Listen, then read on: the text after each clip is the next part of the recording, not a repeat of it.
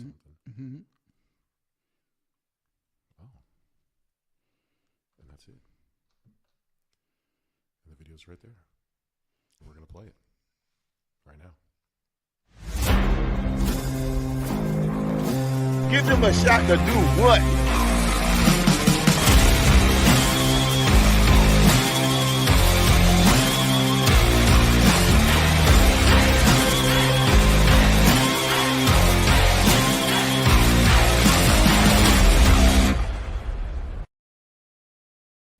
What's up, Corey? Piece of shit. Sitting in your chair, talking on your microphone, wearing your headphones. Change your chair settings, change the height. Yo, I love that I laughed the same way I did the first time.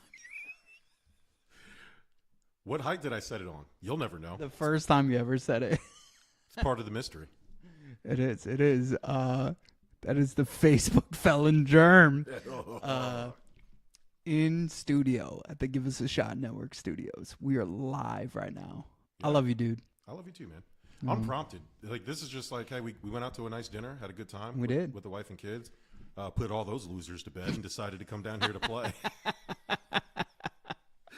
Just told me to go kick rocks. We're like, all right, man. Yeah, we're out.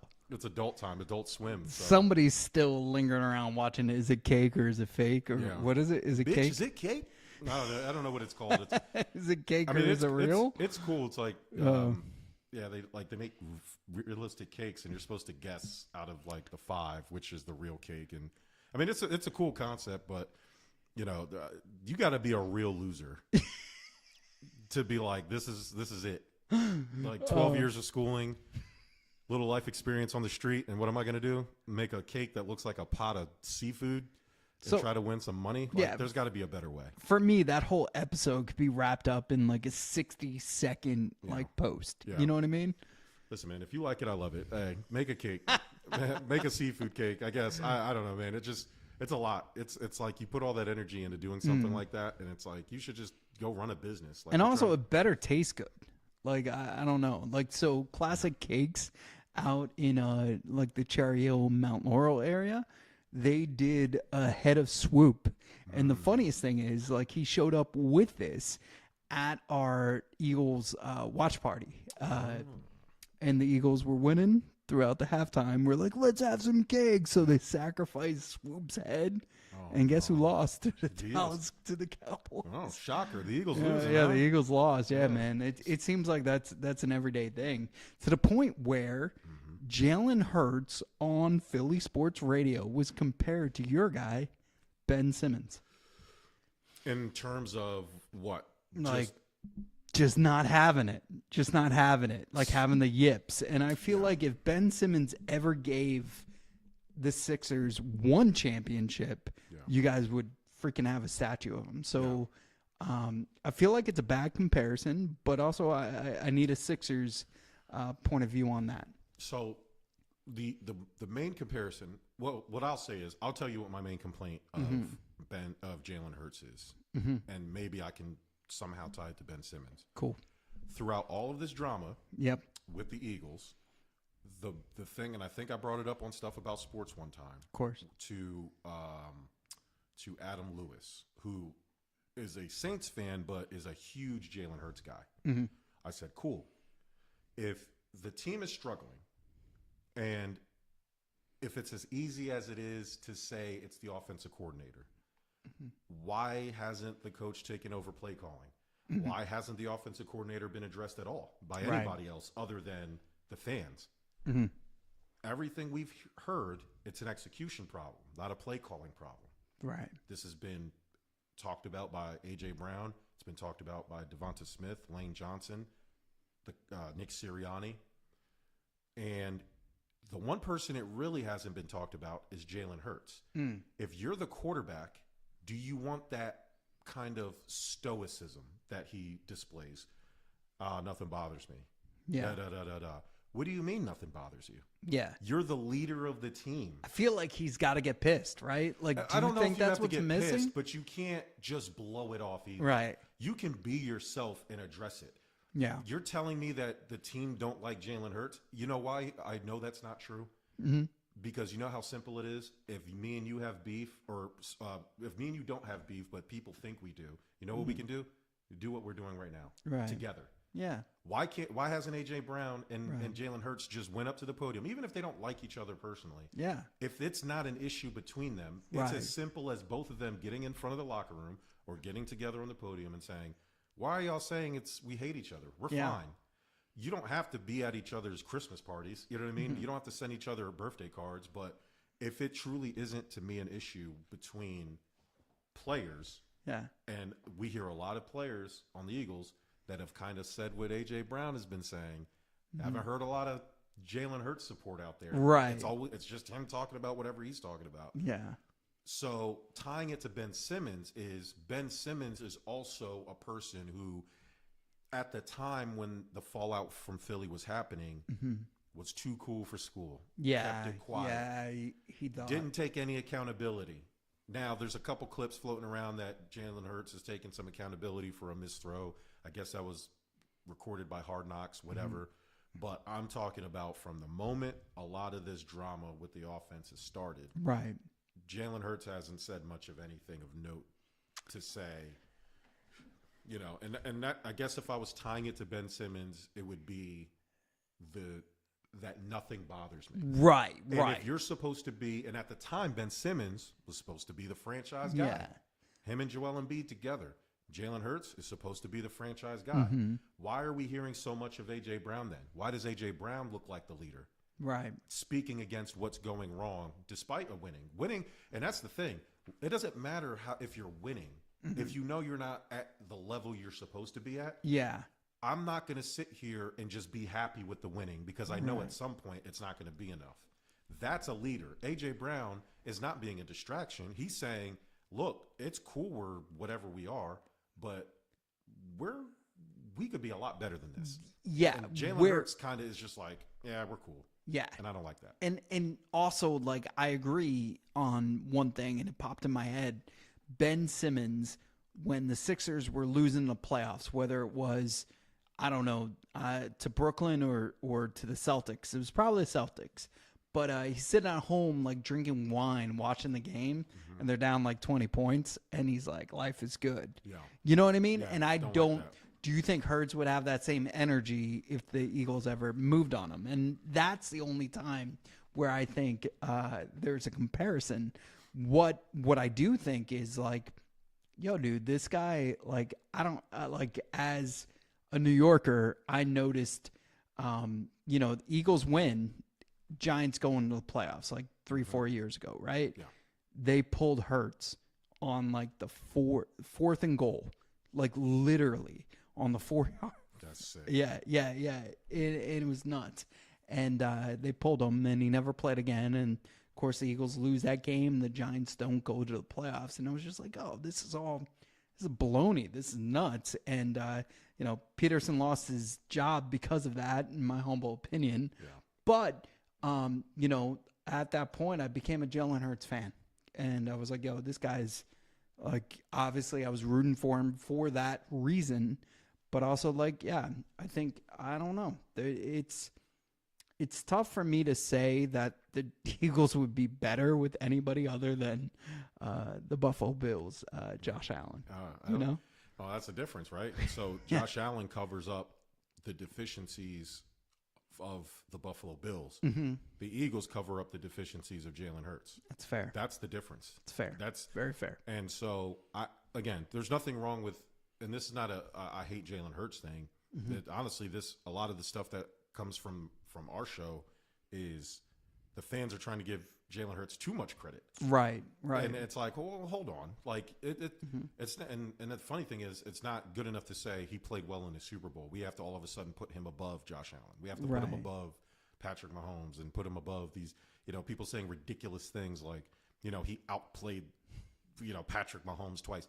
The quarterbacks don't play defense. Right. Quarterbacks can't outplay each other. I hate that. I hate that phrase. It's like one of my worst phrases uttered in sports. It's, you know, this quarterback played out this quarterback. That can't. It literally can't happen. Right. So I don't understand why that's a thing that's said. It's dumb. Anybody who says it is dumb. Yeah. It's because if me and you shoot free throws and I have a midget standing, or a little person. I'm sorry, I don't know. if I have a little person standing in front of me, Right. and you have Shaquille O'Neal standing in front of you, and you're a better free throw shooter than me, but I make all of mine, and you miss obviously a lot, or they get blocked. Does that mean I outperformed you? No. You had different obstacles. You had different things in your way. Like the circumstances are different. Even if we're the same caliber of free throw shooting, if you have to shoot over a 10-foot wall to shoot a basket, and I only have to shoot over a little 1-foot fence, I didn't outperform you. We played under different circumstances, and that's just the way it is. It's just a strange thing that people say in sports. It bothers me. It really does. It bothers me. Yeah. R.I.P. Aaron Carter, but you beat Shaq, so just to You can take that to the grave. I mean, yeah. That's another thing people say. But So to segue from Hurts all the way to Simmons, Ben Simmons says he'd ball for free for the Sixers right now. What's your take on that, being the biggest Sixers guy I know outside of Ty? I know this is going to sound bad. Ben Simmons would fill a need that the Sixers could or fills what the Sixers need right now. If you had a defensive wing, Right. and Ben Simmons is a good defender, he can play well in transition, and he can guard multiple positions. The Sixers could use that. Yeah. And so, again, I'm not looking, but I wasn't looking for Ben Simmons to score when he was here. Right. That was just a Bonus. That was just a bonus. Yes, it would be nice if he didn't pass up the layup, but people are saying he has to take more jump shots and he has to do this. No, he didn't. He never He didn't have to do any of that. Yeah. If his job is to set other players up and play defense, I'm fine with that, and get the occasional transition dunk. I was always okay with that. But the problem was we were putting him in positions where we needed him to produce offense, and so obviously it's something he's not capable of doing. Right. He went out like a sucker too. Both things can be true. His attitude was poor. Yeah. But the team did not ask. The team asked him to do something he wasn't capable of doing. Yeah. And so I can see why the relationship soured. Now that he's had a taste of, oh man, I'm not the Fresh Prince. I'm not the guy who can just come in. I'm not all this stuff. And I get it, man. You live your life, and for a long time when he was in Brooklyn, when he was in the Clippers, it was like you could tell he cared more about being a celebrity, a rich basketball player who can just do whatever he wanted in life because of basketball. But eventually, when that runs out, where people don't want to tolerate you for that attitude, right? You're only worth what somebody's willing to pay you. Right. And so people will put up with your bad attitude if you can produce. Once you stop producing, you find yourself like Ben Simmons, out of a job, like anybody else, out of a job. And the Sixers, especially now moving into the Tyrese Maxey era and kind of moving on from, building around Joel Embiid and building around a Paul George or something like that, Ben Simmons actually does fit this current roster because he's not going to be asked to score the basketball. Okay. I would welcome Ben Simmons back. Yeah. I don't care. If you're going to help the team and you're willing to come off the bench, why not? Right. I mean, you look at some of our bench guys. It can't be much worse than Ben Simmons. So fair. Again, and I think Sixers fans, they would complain on the outset, but if the Sixers started winning or they won and he was playing okay, they're not going to care, man. Winning does cure a lot of stuff. We're witnessing that with the Eagles. Yeah. There's all the drama the Eagles have going on. It's not as big a story as it should be because they're winning. Yeah. And so I think the same would be true for the Sixers. So two of my favorite Ben Simmons facts is stuff about sports. The first ever post was you guys signing him to a long-term contract. And I love that. Shout out to Ty for making that post. Yeah. Stuff about sports was created as the first official Give Us a Shot network podcast solely about giving our whole crew a shot, right? For sure. And you have now taken that to new heights with Bert. Shout out to you guys, 10K followers on Instagram, and just you're on Don Lemons. Who's Don Lemons? No, who's Don Lemons? But you've been all over the place, dude. Millions of impressions, millions of just takes, and people hating, loving stuff about sports. So I'm excited about that. My favorite second part is that he ended up on the Brooklyn Nets, and I got to sit in the studio wearing a Ben Simmons jersey, clowning you and Ty, and also the first ever interview I ever had on radio. I'm wearing a Brooklyn Nets Ben Simmons shirt in Philadelphia. So I do love Ben. But I do think that would be dope if somebody's gonna give him a shot. No pun intended. It'd be really cool if it was the Sixers because he's willing to do it for the minimum. Finish the story, man. Finish it, yeah. Look at story. Cody Rhodes. I mean, and what do you? And if you're the Sixers, really, what do you have to lose? It would be such a low risk, high reward because I do believe Ben Simmons has a little bit left in the tank to contribute in terms of a rotation role. Now you get him away from, hey, he's a corner piece to a franchise and we have to do stuff around him. No, he just fits into what we're doing. We're not, again, between VJ Edgecombe and Paul George, Tyrese Maxey, Quentin Grimes, like he's not going to be asked to score the basketball. Right. And he's a threat in the post. And again, we saw with the Clippers, he was willing to take some of those high percentage under the basket kind of jump hooks. He wasn't taking a lot of jump shots, but that's okay. Yeah. But he was at least willing to put the ball up in positions to score. So true. If the Sixers fans, Philly fans in general are just a miserable bunch. But the Sixers fans in general, just at the end of the day, they're not like Eagles fans. No.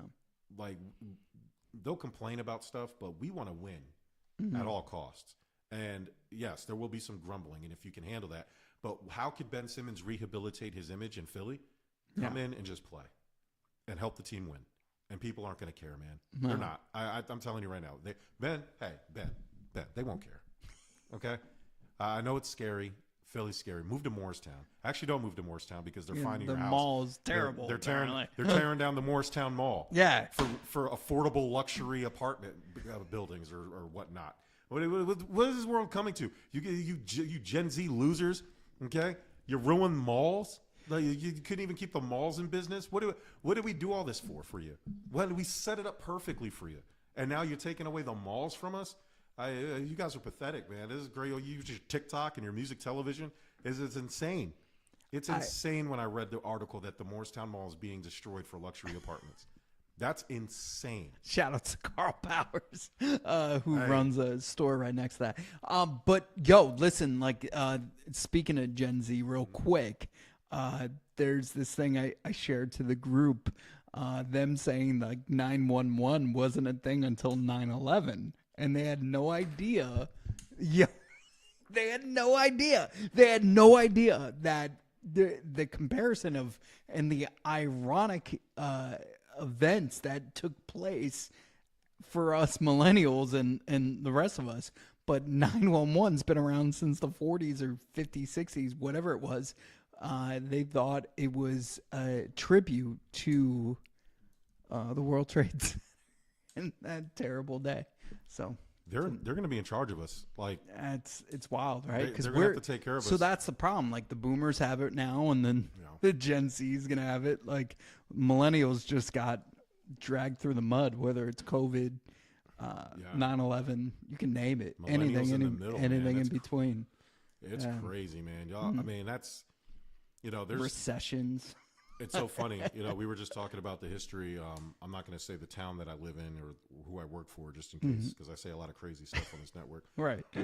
But in the early days, before it was developed the way it is now, they didn't have a 911 tower. Like they didn't have a tower to connect to the state's 911 system. So when they were starting the EMS process and medical services in that county, there were signs with a phone number that you had to call first, and that switchboard operator would then transfer you to whoever was on duty. What? For all your medical calls. And this isn't the 40s or 50s. Like we're talking to like 2000. 90s, like early, like 90, late 90s, like, you know what I mean? Like this is, if you want to get a sense Oh of where I my live, God.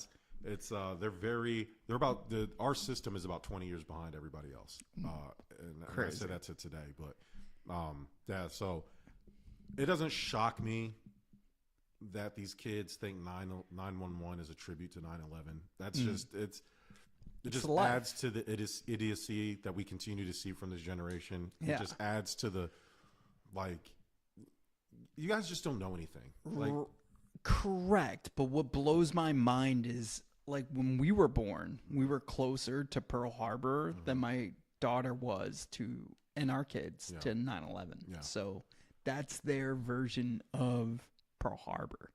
And that kind of just shows we're getting old, bro. Lord forgive them. They don't know what they do.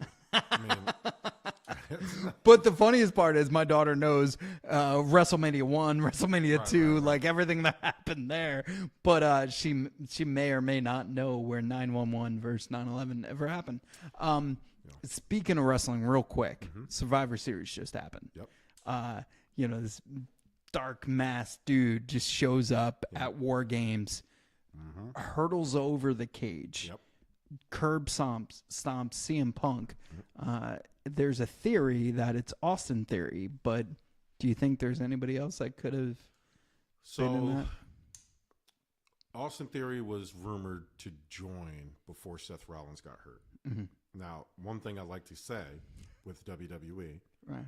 whoever climbed the cage doesn't necessarily have to be the guy You the man. That's what I was thinking. that is unmasked. Mm-hmm.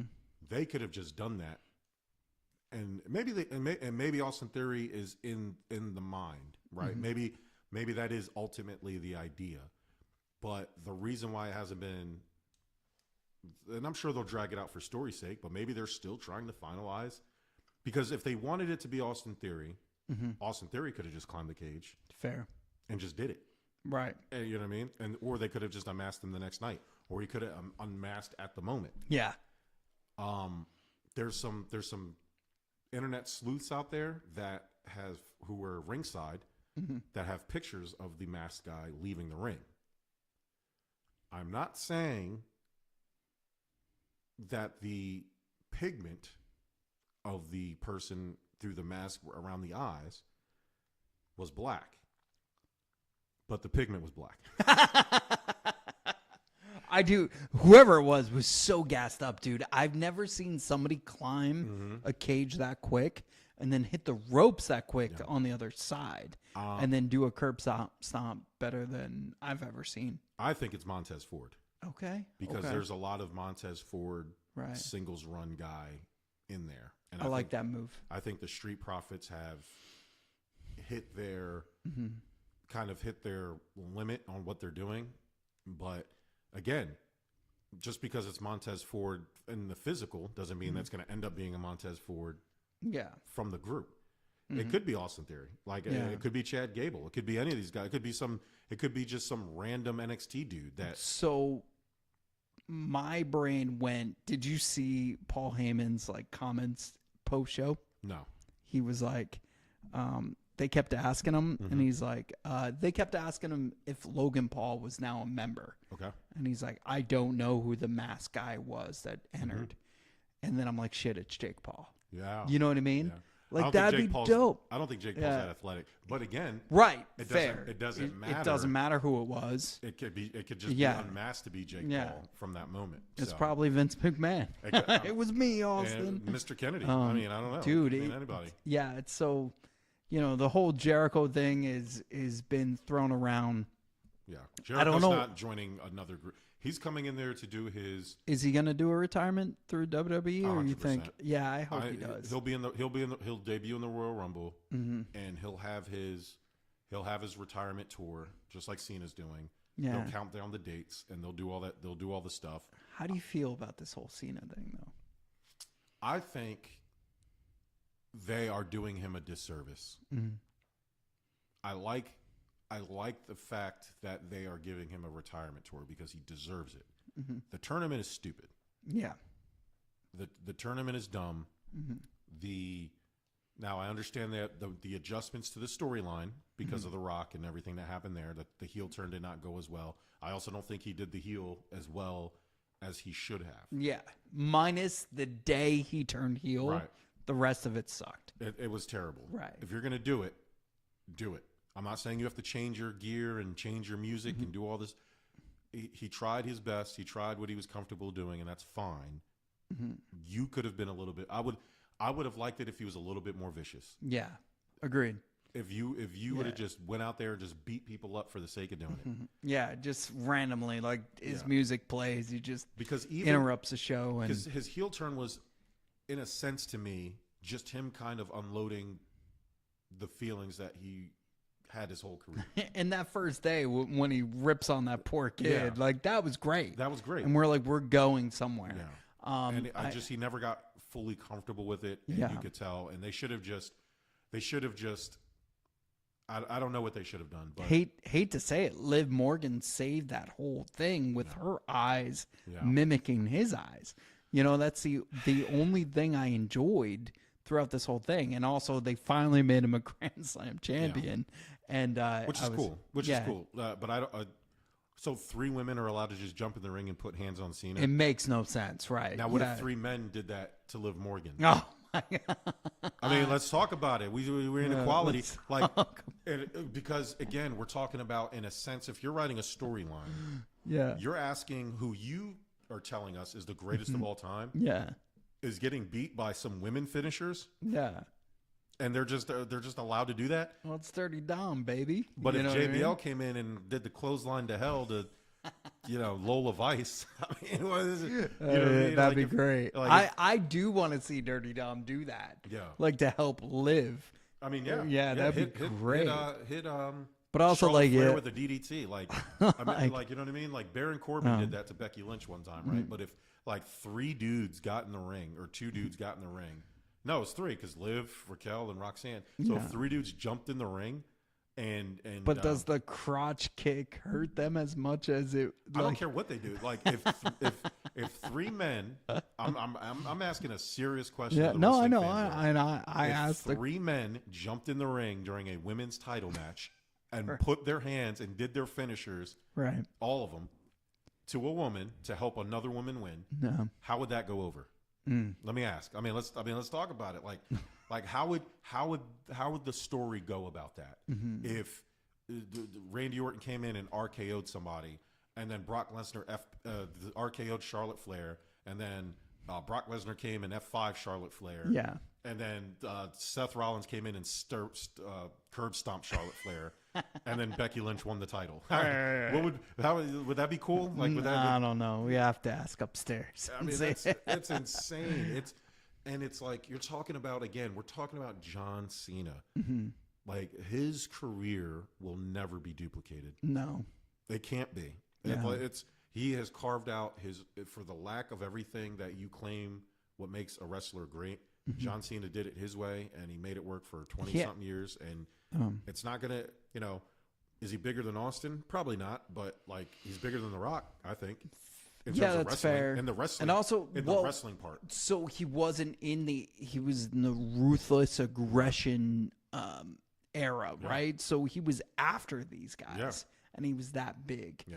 And he never had to do, like, The Rock was corporate, Stone Cold was corporate, Mick Foley did his things, but like, he never had to really change what he was. And and he also catered to and respected The Rock and let The Rock call him Fruity Pebbles or whatever the heck he wanted. But yeah, I think Cena was the constant, and in my humble opinion, makes him better than those guys, because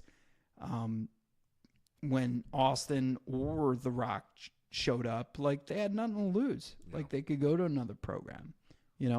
When Cena showed up, it was just WWE. That was it. You got to make it here or you're done. Yeah, you got to go to Japan. Yeah, that was it. That was it. There was no option other than you're going to make it here or you got no other option. Yeah. And no other creative saying that you could be this guy instead of that guy. And he was himself. Speaking of not being the guy, you saw what Brandon Nimmo had to say about Francisco Lindor and all this other stuff. First off, how do you feel about Nimmo being traded? I'm devastated. Like, honestly, like, it's like, didn't see that coming. He was so proud that he was going to be a Met for life. He actually said it when he signed the contract.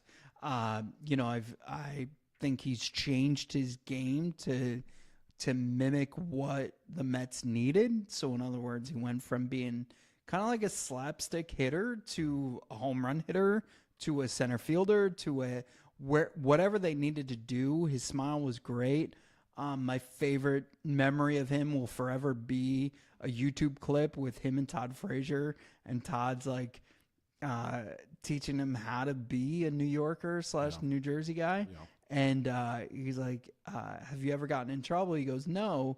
And he's like, actually I did once.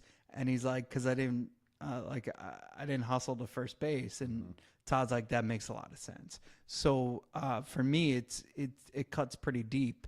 My biggest fear in this world was knowing how much Todd enjoyed his time with the Rangers, just being a friend of him and, you know, raising money and our network raising money with him for the Children's Specialized Hospital. I was always afraid that Todd would go there. Todd went there. DeGrom went there.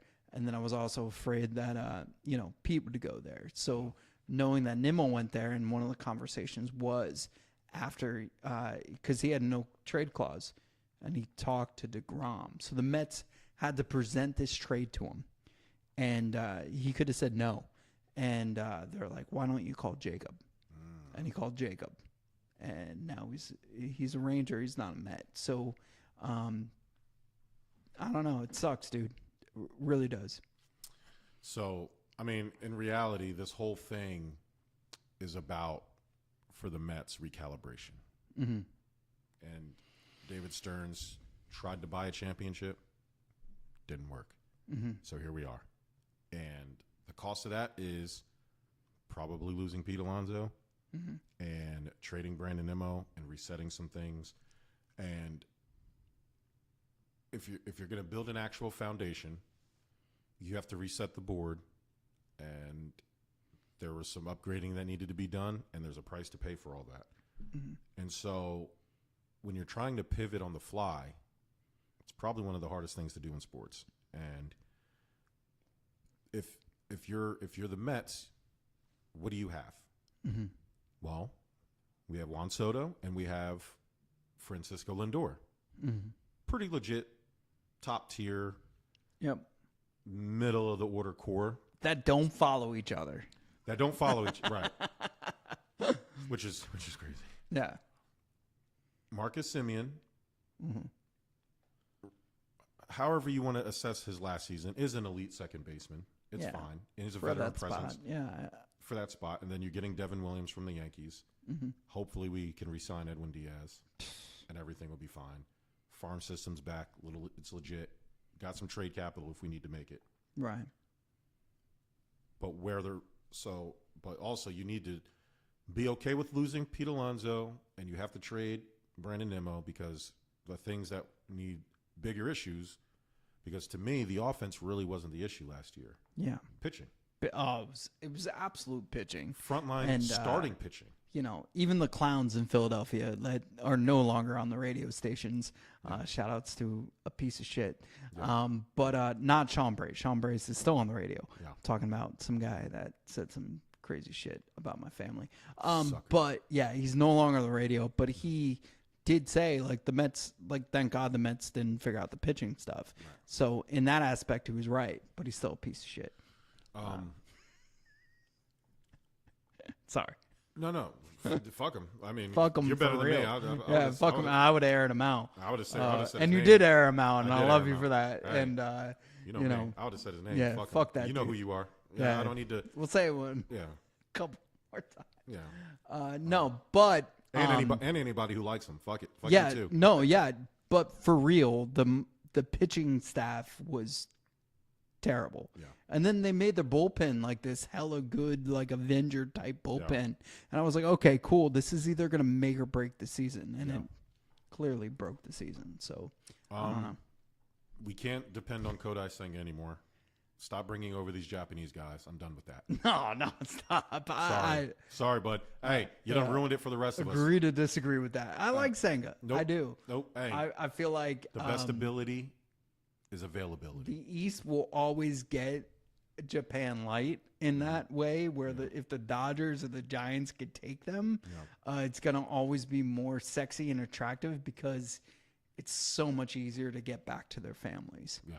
You know what I mean? So, and same thing goes with Oakland once they're back in Vegas. You know, so I'm always afraid of that. I feel like, you know, shout outs to Stevie Cohen. I think he does do that in a lot of ways where he could rise the price of things, and he's going to continue to do that. Like, if you're not going to work for me, I'm going to get you paid. Yeah. You know what I mean? Because, like, I want the other team to pay. And I'm hoping if we lose Edwin Diaz to a West Coast team or even the Bronx, like, I'm just hoping they have to pay him more than he's worth. I understand the Nimmo trade because you're trading. I don't like it. Yeah, I don't like it either. I understand it. Yeah, I just don't like it. Now, that being said, it's done. So I have to look at what we got out of it. Right. We traded offense for defense, championship savvy, veteran leadership, and power. We just got to figure out who plays center field now. I'm sure that'll be easy enough to figure it out at some point. I'm not quite wrapping my head around the fact that they are willing to let the biggest slugger in the franchise's history just walk out the door as a free agent. Wild. Also, the best home run in playoff Mets history. I don't care. Like, anybody could debate that. That was the most epic thing to the point where I have Cliff Floyd and Todd Frazier saying, like, yo, dude, you went to kind of nuts for that. And we understand it, but it's kind of fucking cool. Like, you know, like that. We were done. We were sitting there done. And, you know, he hit that home run, and all of a sudden we're now, fuck you, Philly. We came for you. We beat you. You won one game. Look, that was it. That was all you did after that. And I knew that was going to happen. And you all sat there. Mets win game 1, game 2. I'm getting all this shit from Philly fans. And then you never won one game in Queens. What the hell happened, bro? What happened was the Pete Alonso effect. And, you know, the worst thing that could ever happen, Pete Alonso ends up in Philadelphia. That would hurt me. If we can get Kyle Schwarber out of it, then cool. I mean, no, like, I want Schwartz. Like, that'd be cool. Just like, and also I want, again, the Cohen effect. If somebody else is going to get Kyle, like, they're going to pay an arm and a leg for him, right? But I want Pete on this team. He's, you know, quietly, nobody realizes this, kind of going after that Cal Ripken freaking record. He's constantly playing. It's nuts. But yeah, I think he's elevated his defensive game. We could all make fun of the one play that he screwed up and threw it over. But you know what? Like, shit happens, bro. It's not easy being the first baseman. It's easy when everything goes right. Because if you're picking right and you're doing everything right, it's always, oh, what a play by Lindor, what a play by McNeil, whoever's playing second. And when you do it wrong, it's your fault. And I mean, at the end of the day, you're losing 40 home runs and your identity. Yeah. What facts, is? I mean, you're Steve Cohen, aren't you? Spend all of them. Fuck it. Yeah. Like, Pete Alonso, you should have kept. No, yeah. And do all of it. You have the money, dog. Enough of this nonsense. Enough of David Stearns and his bullshit. Yeah. You get Pete Alonso, pay him whatever. It has to be a happy medium. It has to be like Stearns doing his shit, but also Cohen saying, fuck you, I'm paying this dude. Right? Because work around it. That's the thing. Like Steve, if your whole family, your wife, your father-in-law, everybody were Met fans and they love the Mets, well, you would remember what happened with Darryl Strawberry when he went to LA. And don't let that happen with Pete Alonso, because right now he's a a home run champion. And that's what people are going to remember in 20 years, regardless if they win the World Series or not. Yeah. This guy owns our record. We're going to retire his number. Number 20 will be up in the rafters. Yeah. I wish it was for Hojo. It's not going to be, but I'll pretend it is. Yeah. But Pete Alonso will be retired. We'll all be crying in 10 to 20 years from now saying, like, how great he was. Just make it happen. Just make it happen. Figure it out. 7 years. Whatever you guys got to do, make it happen. These contracts aren't real contracts. Mm-hmm. So you know what to do. Do what the Dodgers are doing. Mm-hmm. Like defer it. Like figure it out later. Like Bobby Bow the shit out of Pete Alonso right now, and I would not care. I mean, yeah, like no, and you wouldn't care either, Stevie Cohen. He's just such a great, and also like that's the other thing. Like, how did Lindor become our captain? Like, I love Lindor. Right. Like, I love him. Los Mets, whatever the hell you want to say. But also, like, clearly, like, he's choking people. Yeah. Jeff McNeil has been assaulted by this guy numerous times. And now it was mentioned again that this year, like, after, like, fucking losing 9 to 10 games, that they... that Lindor went up after him again. And it's just crazy. Like, oh, it was a squirrel versus a fucking whatever it was, a raccoon. And it's just like, no, bro, like, you aren't, like, you are a great dad. I will give you that, Lindor. You were a great shortstop. Like, but in that locker room, I don't know if it's yours, dog. Like, and well, honestly, clearly not. I mean, Juan Soto, the reports that Juan Soto and Lindor don't get along because Juan Soto approaches it like a business and Lindor reportedly treats it like a game. Mm-hmm. You talk about the assault on Jeff McNeil. Mm-hmm. Then you talk about how Lindor and some of the other, I shouldn't say a lot of the other players, but some other key players look at Starling Marte as the leader of the team. Yeah. He's the one that calms everybody down. He's the one that's talking to people the right way. Like, I love Starling Marte, but I mean, when we're talking about Lindor, Starling Marte is the guy that's being, you know, like that should never. And again, I love Starling Marte, so I'm not going to sit there and talk shit. But if you're Francisco Lindor, somebody who's a fan of Francisco Lindor, I don't want to hear that. Starling Marte is the leader. Like it's so there's something going on. Does that mean they can coexist and play? Yeah. Baseball isn't basketball or football, where the players are dependent on each other to an extent to perform, right? Like they play outfield, Lindor plays infield. It doesn't, unless he misses something, like there's nothing that they really need to do together. No. Hitting is a singular aspect of the game. So baseball, you can have certain players be singular and not like each other and do stuff.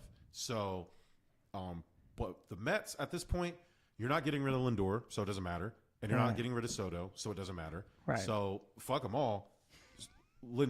Steve Cohen, hey, Cody Bellinger, kick the tires. Mm-hmm. We need him to play outfield. Yeah. He's a lefty, elite defender. We've tried the offensive approach. Let's go get the defenders. Again, pitching.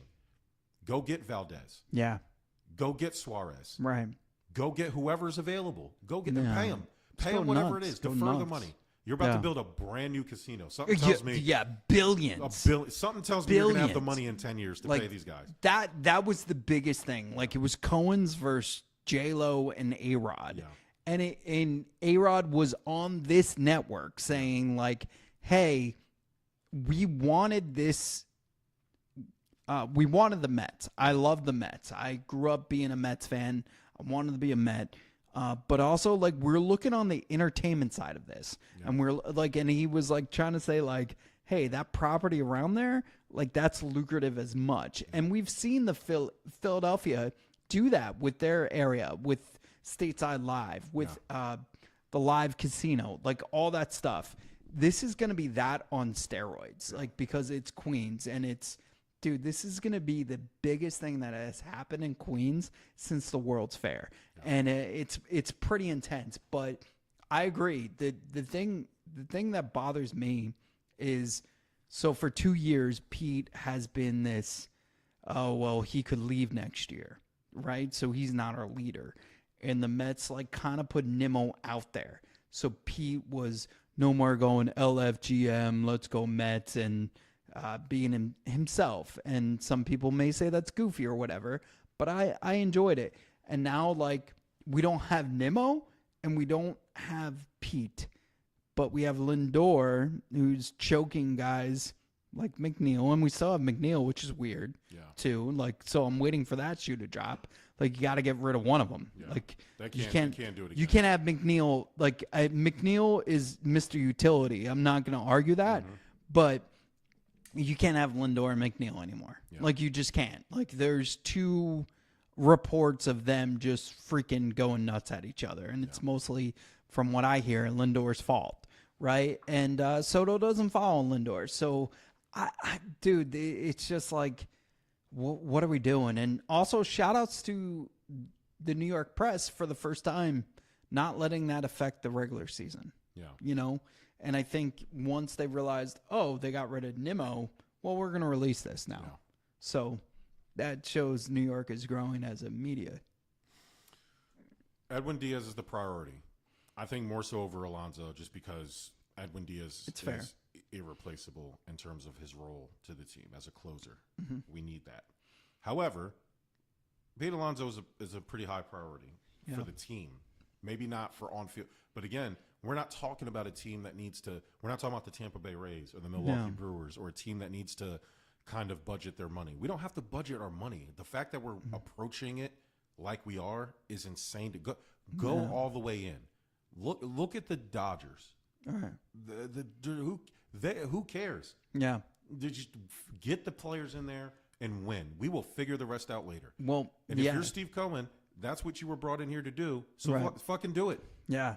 Get everybody. And Mr. Stevie, do you want 17,000 daily in your stadium that's going to go into your casino? Yeah. Or do you want 37,000 daily going into your casino? And also, like, that extra 20,000, chances are they're not, like, that 17,000 that's always going to be there, regardless of the shit that you put on the field.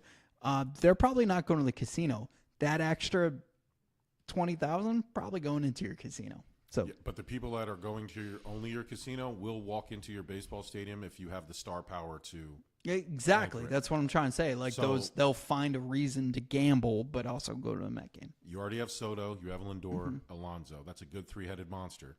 Go get Cody Bellinger. Go get Suarez. Valdez, re-sign Edwin Diaz, and trade for Tarek Skubal. How about that? What you think about that? I like that move. Maybe a Freddie Peralta for Milwaukee. Give me one of those. Yeah. Do it all. Do all of it. Yeah. If McNeil has to go, whatever. You've already traded Nimmo, so, I mean, whatever. Do what you got to do. Give him Kodai. Give him something. You have a farm system. Fuck that farm system. You got draft picks. Fuck them picks. Well, that's like with Chicago and Chapman and everything they did. It was a mixture of like having money, but also knowing baseball, right? So that's why they won in 2016. And they ran Chapman out there throughout the World Series, like for like 9 innings plus. And they were like, we don't care if you ever play again. But the fact was they wanted to ensure that they won freaking World Series. Yeah. And I feel right now Stevie Cohen needs to ensure that. One, like I said, his father-in-law is up there in age, and a part of him buying this team was to provide a World Series for his wife and his father-in-law. So let's see what he does. Stearns right now, it's very questionable. I don't want to be the Oakland A's of New York. I'm tired of that shit. Yeah. I do like the fact that we keep buying Yankees, whether it be Soto. I even saw Todd Frazier on the list, which cracks me up because he played 2 months there. But he is on the Yes Network now, and he still swears by being a Bronx Bomber, and I guess once you wear the pinstripes, you always wore it. I was with him last night at the Children's Specialized Hospital Foundation's 40th anniversary, and I was mocking him a little bit for that. But shout out to his son Blake, huge Met fan. But yeah, dude, it's I was like, hey, how do you feel about being a part of like this whole conversation? He's like, I'm a part of every conversation, Mikey P. And I was like, all right, whatever. Shout out to Todd Frazier. No, he's our dude. Yeah. So. We're doing the Pong tournament, the 4th annual. We're figuring out a date right now. I was like, just give us a date and watch what Jerm does, and Ty and the rest of the Give Us a Shot Network. And he was like, all right, dude. It's a big team effort over here. And now it's us, and Todd shows up. I mean, in terms of overall impact, the network has Oh, it's for tremendous. years. Yeah. We've worked with Children's Specialized Hospital. We've worked with Alex Rodriguez and Presidente Beer. We've worked with iHeart, Fox Sports. We've done a lot of things, and so I do appreciate all the love and support. You know, people who go to the website, buy merch, share stuff, leave a comment, even if it's bad, even if it's a nasty. I love it all. Like, you know, I can't remember who the bowler. You know, who do you think you are? I am the bowler that does the DX shot. When he retired, he said, "Whether you know you loved me or you hated me, you watched. It's all you could do." That's how I feel. That's like the mantra for me when it comes to this network. Dude. And we have so many different ways to get to the same point. Mm-hmm. And I mean that, whether it be 12 media, 24 media, you know, we all figure it out. Like we're all like, you know, and from day one. You created the first logo for this podcast network. You always had my back. I love you forever. You know, but also I could be my organic self. And when we're disagreeing, like that's how we get better. And that's why we're here right now. You know what I mean? That's why we're always going to be here. Like, you know, when I was at my lowest on the podcast side, you had my back, man. And, you know, I went down to North Carolina. There was more people watching. Boston. I've been to, you know, the Mets, Phillies, Xfinity, all this other stuff. The coolest thing I've ever done was in Leland, North Carolina at the Beer Exchange, right? Was that? Yep. Yeah. And that was the coolest, most interactive crowd ever. You literally came from some wild training. All day training, live burn and training. I set that shit up all by myself. All I needed was your voice, and we crushed that. And that's what you don't know is that episode was what Brace was like, all right, we need to have these guys a part of iHeart. So man, it's a wild journey, and we're gonna continue that and just keep moving forward. But so much fun. This is freaking awesome. Appreciate everybody hanging out with us for this happy hour. We need to start doing a little bit more of these, and we will do more of them. It's just, hell yeah. I just happen to be in New Jersey, but that is not going to stop us in the future. Please visit us, www.giveusashot.network. Please follow us at Give Us a Shot Network on Instagram, on TikTok, and on YouTube, where you can find stuff about sports, The Divide, all of our great shows, our happy hours, some of our collaborative efforts with a lot of the people that we work with on the network that may not actually have a show, like Zach Clayton, Prestige Access. Yeah, man. Yeah, that's coming. We're doing a lot of stuff with the Children's Specialized Hospital coming up. 2026 is going to be a big year in terms of working with iHeart and some other entities, and dipping our toes in some uncharted waters, and it's going to be a fun journey. I can't wait. It's very exciting, and I'm glad to be doing it with you, brother. I love you, man. Love you. Thank you for all you do. Hey, and thank y'all. Check us out.